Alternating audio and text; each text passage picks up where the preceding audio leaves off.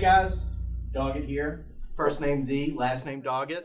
Okay, today I will be animating the Myrmidon. Everybody's excited about him. He's big, he's bad, he's bullish, he's going to kick some butt. So I'm going to be animating an ability today. So let's get started. What I have here is him in his combat idle pose. And I am going to be blocking him out on ones. And when you ask what blocking him out is, I'm going to hit all the key poses so I can tell the story. Right now, I kind of already started. I already have kind of a couple of poses in here. This is going to be his berserk ability. This ability is going to be, he's going to be able to do it on the move. This is going to buff him. He's going to go into a rage. This is going to be very important for him. Excuse all the uhs. A little nervous, first time live. So let's get into this. So what I want to start with here is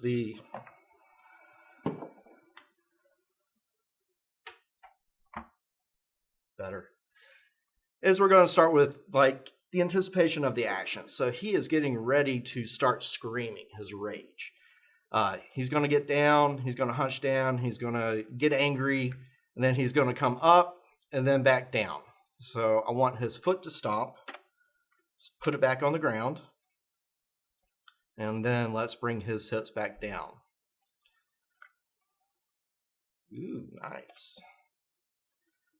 Get his hips squared up. Let's push his chest back. Let's push his head and neck back so he is screaming in rage at the gods. Further back, further back. Keep going. There we go. Keep going back. You always got to push these things. Maybe the hips a little bit higher up so he has a little bit of cushion.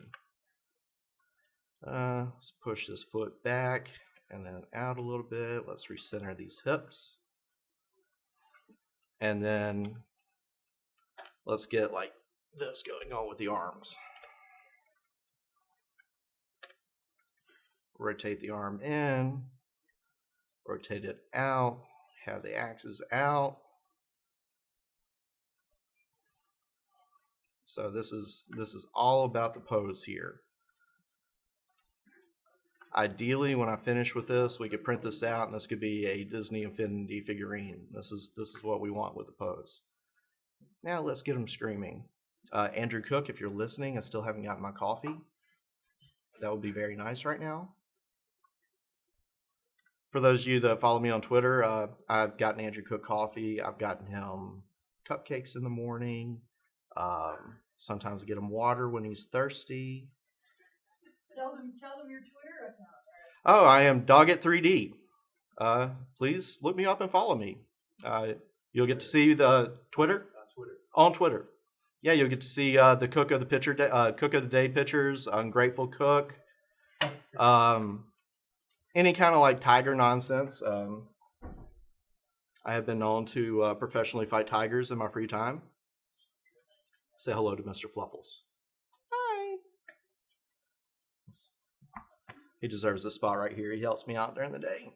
I just love tigers so much. Still don't have my coffee. Okay, let's bring these shoulders down and out. Again, screaming in rage. Yeah, there we go. Very ragey. Kind of take my inspiration from the Hulk. Bruce Banner one, not the wrestling one. Let's see. Rotate this out a little bit more. How's this look? Is he screaming? Is he raging? No coffee? Oh. So this tool up here, this is my character selector tool. And this is what helps me select all my controls. I don't like to have all this stuff showing when I'm animating because it just kind of gets in the way and it muddles the silhouette. So I just hide all the controls and I use this to help select it. We're in 3D Studio Max. This is kind of an industry standard. There's two big softwares, Maya and Max. Just two different tools. They do the same thing. So this is what helps get the art in the game, or author the art that goes in the game. So the biggest thing about animating is we're the actors, we're the puppeteers. We have to give life to it. Uh, some days we're better than others, but hopefully today we can get something cool going on. So again, like keeping the pose, keeping looking at the pose, looking at the line of action. Kind of want like a nice arc from the foot all the way up through the head. So the head's kind of hidden here by the axe. We got to make this look good from all the different angles because we're a video game. We're not a movie. If this was a movie, I could just set a camera and I can animate towards the camera, but we got to make this look good from everywhere. Make it look good, make it look smooth, rage them out. It's kind of my face controls, making them angry, making them ragey. Maybe I can make them happy. Make him sad. But no, he's angry. This is Minotaur. He's raging. He's getting ready to jump into the battle. Got to keep this. So, kind of happy with this pose right now. And what I do is, like a traditional animator, I like to flip through and see the action. So I'm stepping through my keyframes and adjusting as I go. Do these actions work well together? Maybe I need to bring the hips up higher for this stomp. Boom. Eric, you want to take some questions? Sure, go right ahead. Okay, so you need to repeat the questions in case people can't hear me on your mic. How many bones does this character have? He probably is around 100 bones. How many bones does this character have? I think he's around 100. Around 99. There's a lot of extra nodes in there. We have like some nodes that aren't skinnable, so probably around 95 bones. We try to keep it around that. We do level of detail levels with the skin bones. So when you're right up on top of him, he has a full 99. When you're further away, I might try and drop him down closer to 40 or 50. Sometimes like even take him down to 30. Because, when he's taking up this much of your screen, you don't need to see that much fidelity. Grr. Somebody wants to know if you would make his ears wiggle. His ears wiggle? Want to see his Of ears course wiggle. I can make his ears wiggle. Hello. So this would be the last step of animating. I would make the ears kind of bounce and jiggle when he's moving around. I have some scripts for that will, kind of automate that for me. And sometimes I just do it by hand. We also have a nose ring controller, so we can get this guy going. And if you see all these like lines here, this is for like very, very isolated controls on the face. So I can make his cheek kind of come up. He can squint. He can close his eyes a little bit more. He can, pull up his lip more into a snarl. Just like if any of you guys watched the Guys Well video, you saw some of this stuff going on. But like a lot of this stuff is sprinkles on the cake. They're good, they're delicious, but you always have to start with the cake first. So, back to the foundations is more about like the entire body's pose. Ears and nose and stuff like that, they're important, but they come like later once I have all the movement in there, so I can see the flow of action and get all the secondary stuff going on. Someone wants to know if you've ever worked on TV or films, or have you just worked in games? I've been in games my entire career. Never been in TV and films before. That would be fantastic, but no. I started out at a local game company called Aspire about 12 years ago. And I moved here from Mobile, Alabama, believe it or not, for a job answering phones for tech support. And that got me like my foot in the door, and I moved up into QA. I did worked on Stubbs the Zombie as assistant QA lead for that, and then Aspire started to go into development, and I put my name in the hat because I went to school for computer animation, and I was able to get a job doing art for some Sims standalone games, which was a dream come true. And 12 years later, I'm working for Todd. And it's just been a blast. I mean, game industry is so fun. All you guys that watched the Confessor video and like all the positive feedback, I really enjoy that. It makes the job worthwhile. Thank you, Jonathan. Jonathan just got me some coffee. Look at this. Another question for you. Can you put an uncontrollable head shake at the beginning? At the beginning? With the horns. Like, can you make his head shake? Well, I'm going to have an uncontrollable head shake at the end. Okay. Would that suffice? It's going to have to. I guess so. Someone else wants to know, Nocturnal Demise wants to know, what is your favorite archetype to animate so far? This guy's pretty fun. The Confessor was fun going through and animating. I really like the Druid.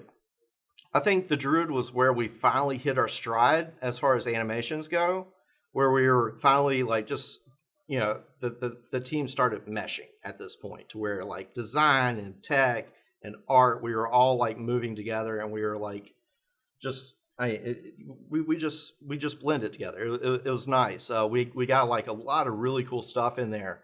I was able to pull some reference from Avatar: The Last Airbender for her lightning strike, one of my favorite cartoons of all time.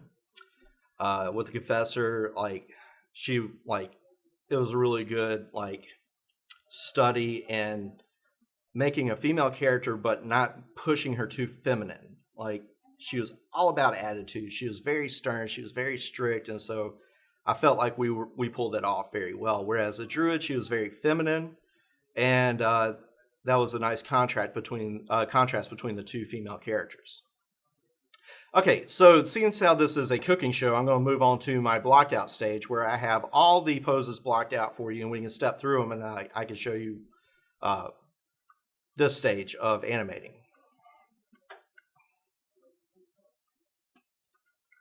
So you look down here, I have all my keyframes, and this is pretty much the entire story of what I want. He's going to come up, he's going to scream, he's doing it in the world, and then head shake at the end as he's like trying to get that rage out.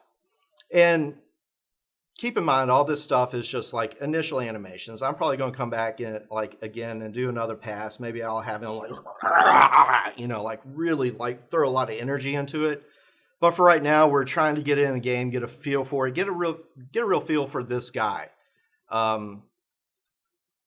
me pull up some reference. Like this was me filming myself for the Minotaur's Idol. Just to kind of try and get that like ragey attitude. So this is kind of the feel that I want from him. He's ready to battle. You know, like there's enemies at all sides, and he just can't wait to get at them. Oh man, yeah, there we go. Angry Cook hasn't got me coffee yet. Jonathan had to get me coffee. Yeah, that's right, Cook. I'm talking about you. All right, so. At this stage, I'm happy with all the poses. I'm going to start with timing.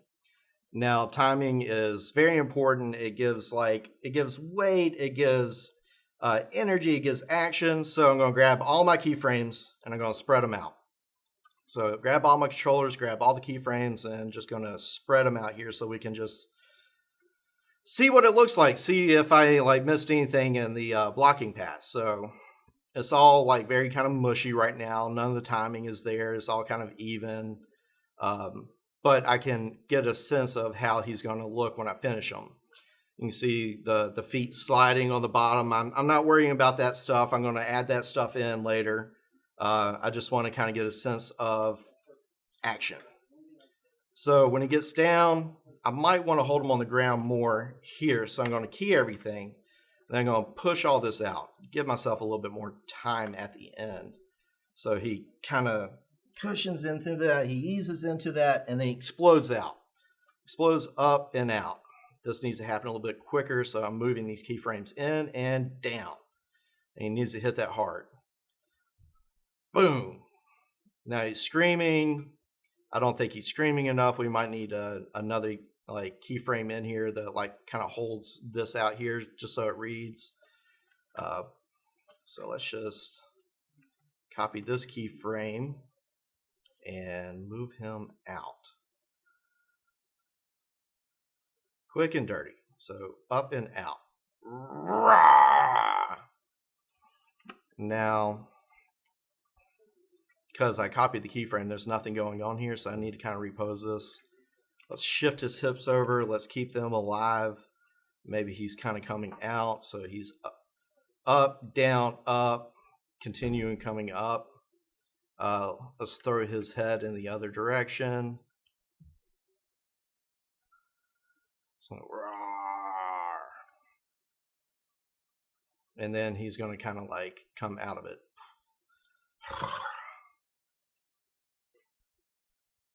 And so I want this maybe to take a little bit longer, so I'm going to key everything here.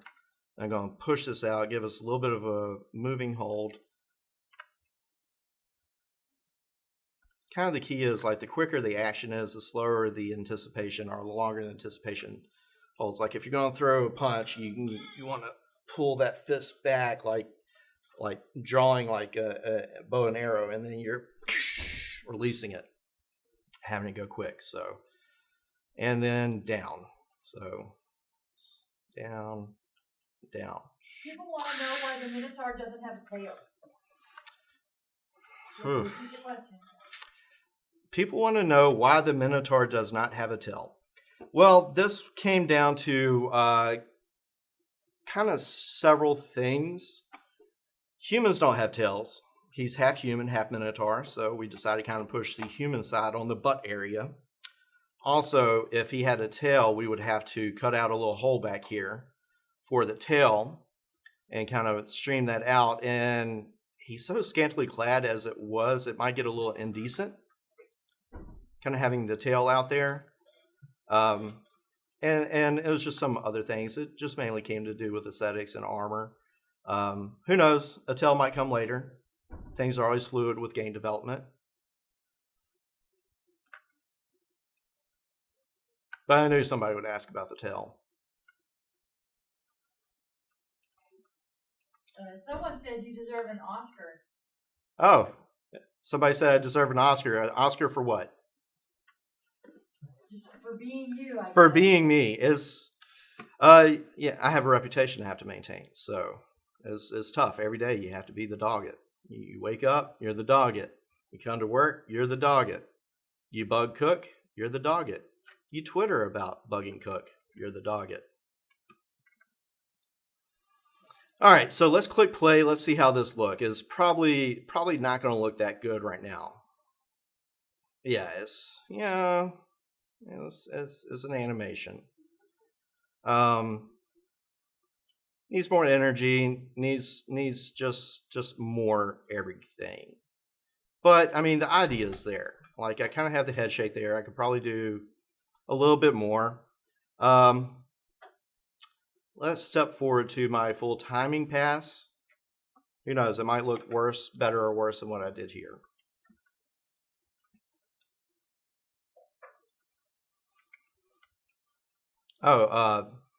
One thing that I like to do is, if you notice that he's all in this like clay material look, this just helps me like concentrate on the silhouette of him, that I'm not like kind of looking at the materials and the textures and stuff like this. This just kind of gives me like a nice blank slate to work off of. Sometimes I'll throw the textures on there and make sure there's no stretching and stuff like this, but this helps me look at his animations.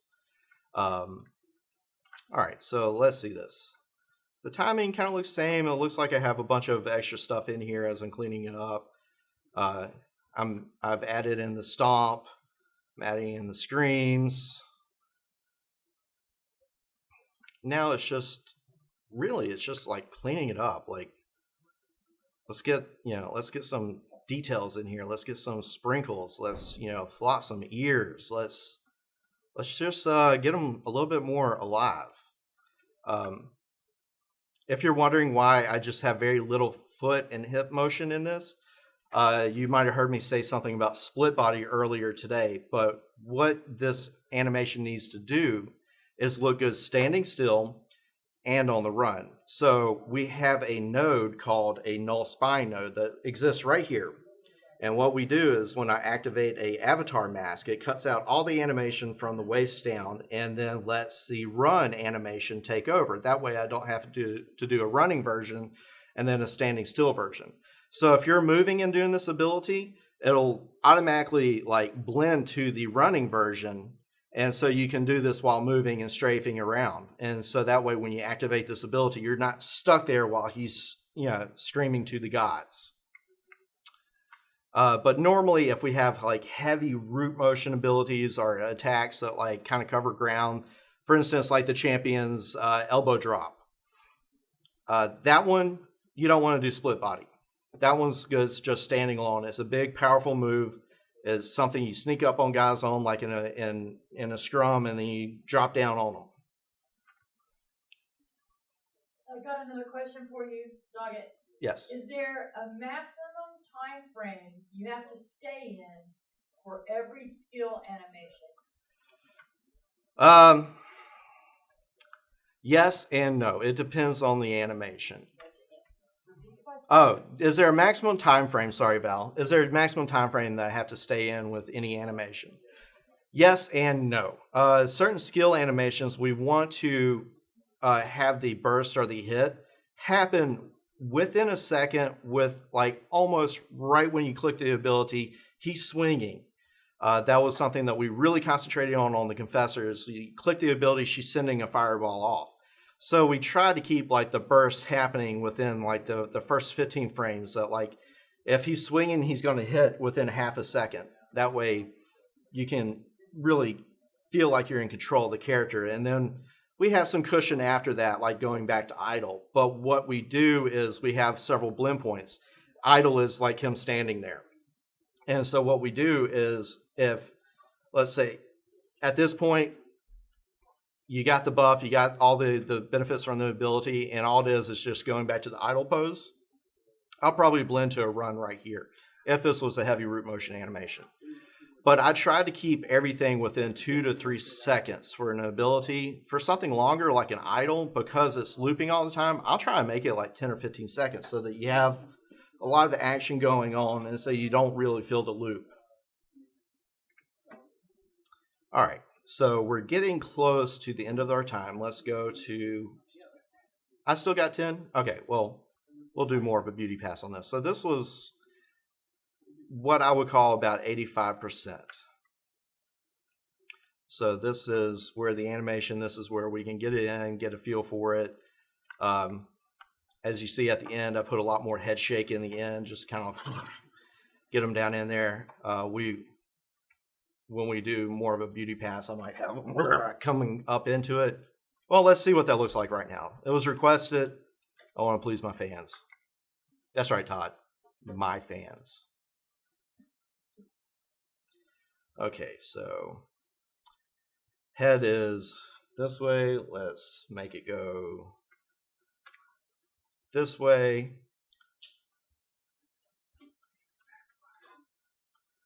Push it this way. This way again. Rah! Hey, who was it that suggested that? Val? What suggested what? The head shake at the beginning? Oh, I don't even remember. That was 5 minutes ago. That was 5 minutes ago? Chat's just streaming. Yeah. Hey, thank you. Good job. Great animation critique. I think it really throws some energy into that screen. So let's see what it looks like here. Yeah, I like it. I like it. All right, let's see. Blinking. Here's my blink controls. If you ever like look around, if you go from left to right, usually you kind of blink. This is the way that the brain kind of keeps keeps you from getting dizzy. So it's kind of a natural thing that we do. And also it helps emphasize a move. So like if I'm looking here to here, it kind of feels unnatural for me to keep my eyes open. So like usually you have a blink when you're going back and forth. So I kind of look for these movements to close the eyes. So he's going down here. His eyes are still open. That's kind of weird. Let's go ahead and close them. Yeah, like that. Let's keep them closed.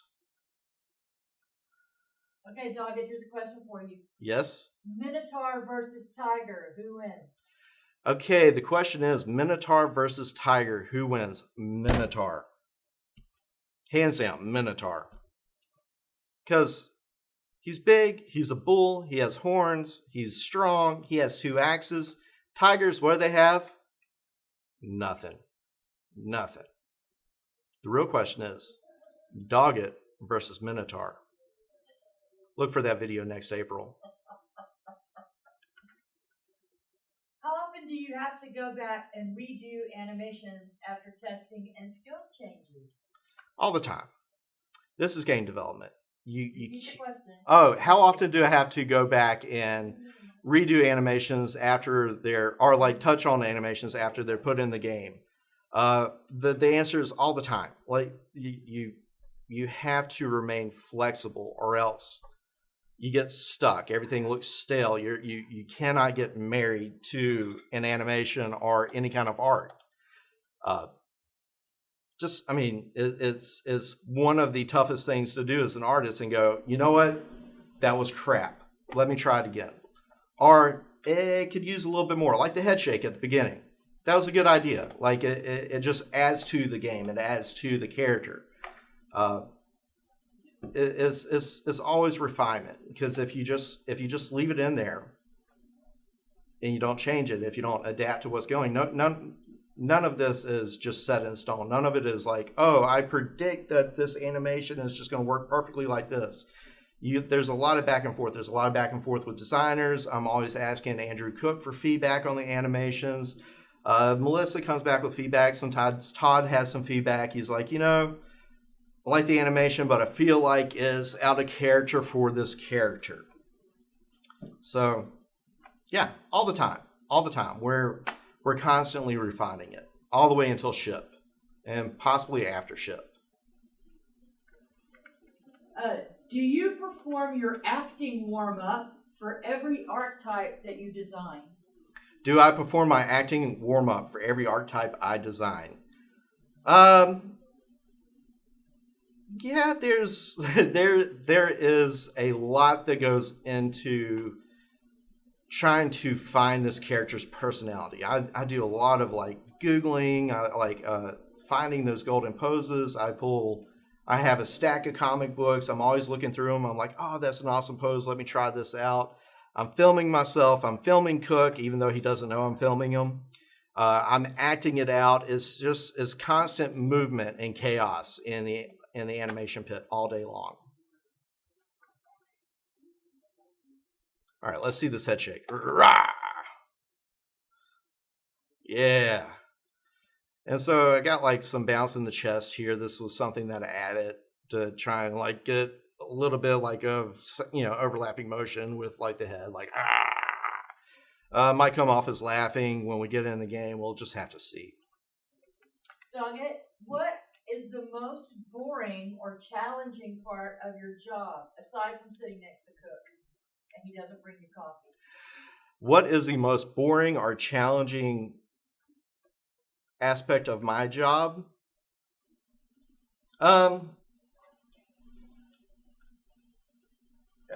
It's never boring. It's something new every day. I guess like the real part of that question is, what is the most challenging? Because it's different. It's different every day. I'm animating a man bull with hoofs.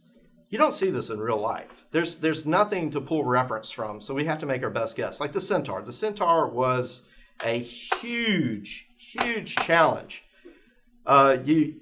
We had to go in. We had to make a bunch of strafing animations. That was a big pivot that we did earlier this year. Centaur, like horses, do not strafe.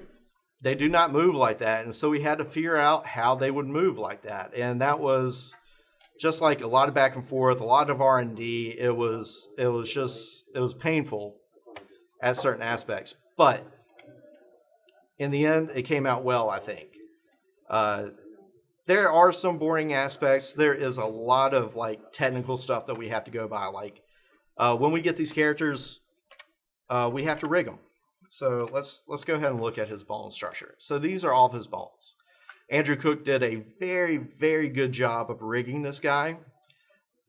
But rigging is one of the more technical things. You mess it up, it's days of work to fix. So I've been told that I have 3 minutes left.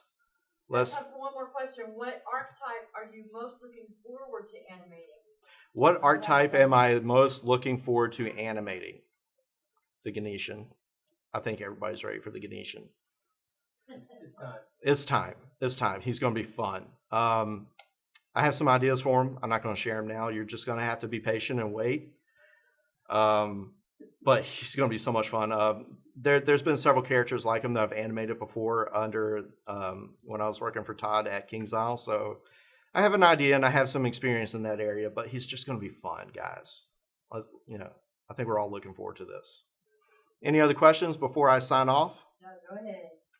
All right. Well, let's look at this. I'm sorry I didn't get to the ears and the nose. Rule of thumb is usually about 3 seconds of animation takes 8 hours to do.